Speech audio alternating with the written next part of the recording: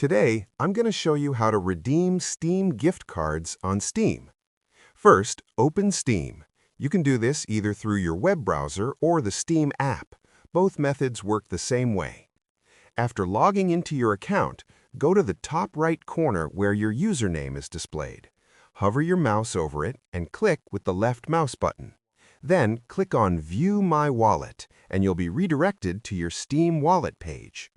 On this page, you'll see options to add funds to your account, but the purpose of this video is to redeem a gift card code that you already have and have already purchased.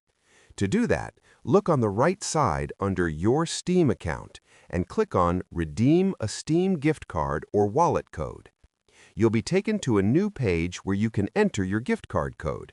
Simply type the code into the field and click Continue. The funds will then be added to your Steam wallet. One important thing to keep in mind, if the gift card you're trying to redeem is in a different currency, it will be automatically converted if it's redeemable in your region. Not all gift card currencies can be redeemed in every region, so make sure to pay attention to that. Once the funds are added to your Steam wallet, you'll be able to buy games and other content on Steam. If this video was helpful, consider subscribing to the channel to support it.